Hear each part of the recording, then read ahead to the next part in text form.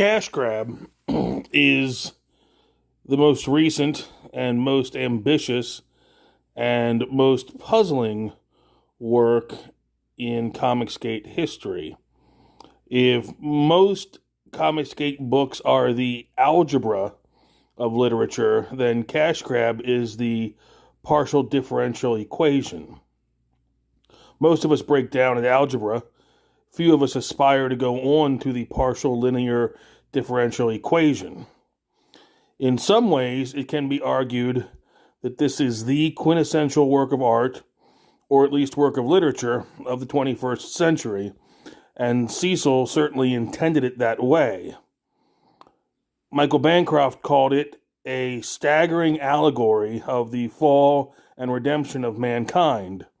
Equally respected critics have called it a surrender to the crossword puzzle portion of the human mind. So, the main thing about it is it is linguistically dense. It is dense on every level. It has over 63,000 individual words in it. That's more words than most comic book manuscripts have words, period. It has over 5,000 characters in it. If most comic books are designed to be kind of a day book, a fairly straightforward exposition of the techniques of literature that have been perfected in the 20th century, stream of consciousness, slice of life, etc., then Cash Grab is clearly designed to be the night book to counteract those day books. It's clearly conceived of as a dream, and one of the questions that we are asked to shed ink over is whose dream is it, and what is this book about? When you first pick it up, it's absolutely daunting. There doesn't seem to be a way into it. It seems to be such a densely layered work that the notion that one could, by spending time with this, tease out characters, plot, literary tension, resolution, this sort of thing seems fairly unlikely. Actually, it's one of the few things that really repays pouring effort into it. The first 25 pages are incredibly dense, and most people are eliminated somewhere in those first 25 pages because Cash Grab is a language, and you have to gain a facility with it. And you have to cheat. That's the other thing.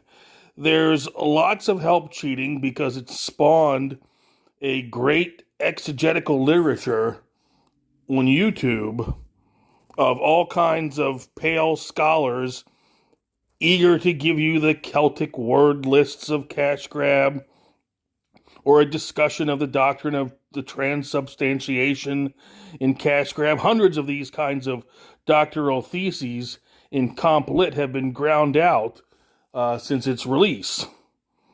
The reason I'm interested in it, I suppose I should fess up, is because it's two things, clearly. Cash Grab is psychedelic, and it is apocalyptic eschatological. And what I mean by psychedelic is that there is no stable point of view. There is no character per se. You never know who is speaking. You have to read into each speech to discover who is it. Identities are not fixed. Those of you who have listened to my videos since I've started doing these reviews know that I'm always raving about how psychedelics dissolve boundaries. Well, Cash Grab is as if you had taken the entirety of the last 1,000 years of human history and dissolved all the boundaries. So Queen Mab becomes Mae West. All the personages of pop culture, politics, art, church, history, legend, internecine politics are all swirling, changing, merging.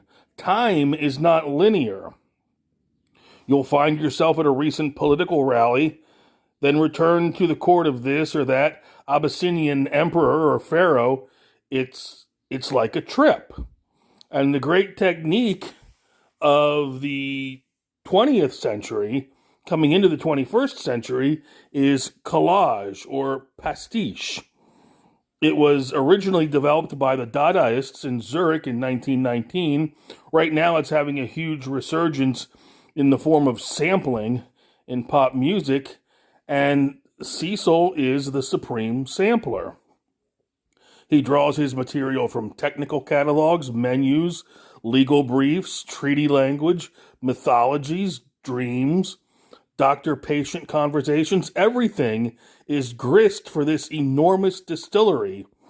And yet, what comes out of this, once you learn the codes and once you learn how to play the game, is a morality tale that all graduates of Comicsgate will recognize.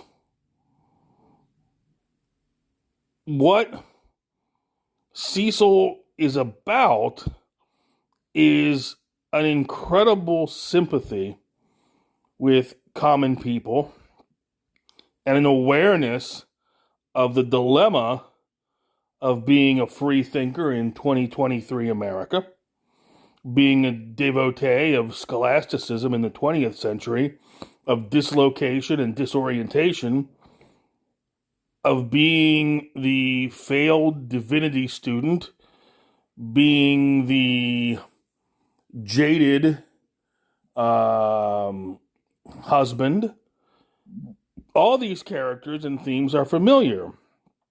It's quite an amazing accomplishment. There's nothing else like it in literature, and it had very little anticipation. The only real anticipation of Cecil in English, I think, is Thomas Nashe, who most people have never heard of. Thomas Nashe was a contemporary of Shakespeare and wrote a famous novel called The Unfortunate Traveler. Anyway, Nashe had this megalomaniac richness of language, this attitude that it's better to put it in than take it out, and that's certainly what you get with Cecil. I mean, Cecil is so dense with technical terms, brand names, pop references, localisms, and there is, in fact, there's like a pile in Cash Grab that figures very prominently. What you, as the reader, have to do is go into that pile with nutpick and toothbrush and essentially remove one level after another level after another level and sink down and down. The theme is always the same. The delivery of the word, the misinterpretation of the word, and the redemption of the word. On every level, at all times and places. The reason why I've gone some distance towards explaining why I think of it as, excuse me, as a psychedelic, the reason why I think of it as eschatological and apocalyptic is because it's hard to tell how much of this material he took seriously and how much of it was grist for his literary mill. Cecil is perfectly conversant with Renaissance theories of magic. The entire book is based on La Ciencia Nueva of Giambattista Vico, who was a Renaissance sociologist and systems theorist. And Cecil once, in a famous interview, said that if the whole universe were to be destroyed and only Cash Grab survived, that the goal had been then that the entire universe could be reconstructed out of Cash Grab. This is a very Talmudic idea that somehow a book is the primary reality. The idea in some schools of Hasidism is that all of the future is already contained in the Torah. Then when you ask them, well, if it's contained there, then isn't it predestined? The answer is no, because the letters are scrambled, and only the movement of the present moment through the text correctly unscrambles and arranges the letters. And this is Cecil thinking for sure, and it's very close to a central theme in Cecil, and a central theme in the Western religious tradition, which is that the coming into being of the manifestation of the word, the declension of the word into matter. In a sense, what Cecil was trying to do, he was in that great tradition of literary alchemy, whose earlier practitioners were people like Robert Fludd, Athanasius Kircher, Paracelsus. These are not familiar names, but in the late flowering of alchemy, when the rosy glow of modern science could already be seen, the alchemists turned towards literary allegory in the 16th and early 17th century. Cecil is certainly in that tradition. This is an effort to condense the entirety of experience, as Cecil says in Cash Grab. All space in a nutshell is what we're searching for here, a kind of philosopher's stone of literary associations from which the entire universe can be made to blossom forth. The way it's done is through puns and tricks of language and double and triple and quadruple entendre. No word is opaque, every word is transparent, and you see through it to older meanings, stranger associations. And as your mind tries to follow these associative trees of connection, you essentially get the feeling, which is the unique feeling that Cash Grab gives you. It's about as close to LSD on the page as you can get, because you are simultaneously many points of view, many dramatis loci, many places in the plot, and the whole thing is riddled with resonance. A man doing a task on one level is on another level a Greek god completing a task, and on another level some other figure of some more obscure mythology. So Cash Grab is like a dipstick for your own intelligence. What you bring to it is going to determine what you get out. And if you've read the books with which Cecil was familiar, or if you've armed yourself with such simple things as a volume of Understanding Comics, or a good map of the East Coast, or a good work of Irish mythology, then it immediately begins to betray its secrets to you. It's so rich that it's easy to make original discoveries. It's easy to see and understand things which probably have not been seen or understood since Cecil put it there, because he had this kind of all-inclusive intelligence. Maybe I didn't make it clear enough why, to my mind, it's an eschatological phenomenon, this production of the Philosopher's Stone. It's because it's about the union of spirit and matter. That's what the Philosopher's Stone is about. And writing a book which appears to be the seed for a living world is about the union of spirit and matter as well.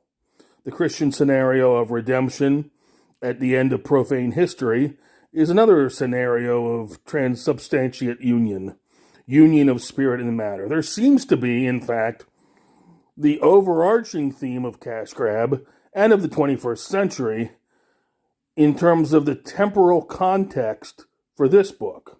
It was finished a few months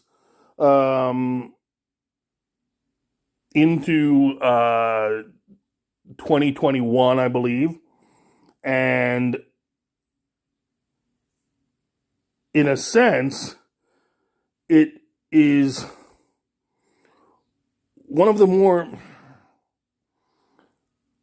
spearheads of the science fiction movements of the 20th century, because all these external elements were going strong. It had not yet been pegged down a notch. These schemes of eugenics and super civilizations, all that crazy early 21st century stuff was happening. The book is surprisingly modern. All these elements appear presciently. In this way, Cecil is clearly some kind of a prophet, and also he clearly understands the 21st century sufficiently that the parts that he hasn't yet lived through are as transparent to him as the parts that he has. He can see what is coming. Well, that's by way of my introduction, and I will go on with future videos to go into the different eschatological levels and the different linguistic strata, if you will, of cash grab as we go down layer by layer. But I wanted, as the book was fresh in my mind, to give you sort of this first glimpse, this first brush of my take on it. So until next time, this is your pal, Tom T. Tuttle. The T, as always, stands for trustworthy, although what Cash Grab tells us is that the T can stand for all things at all times because it's all of our T and none of our T, simultaneously and contemporaneously. So until next time, keep looking up.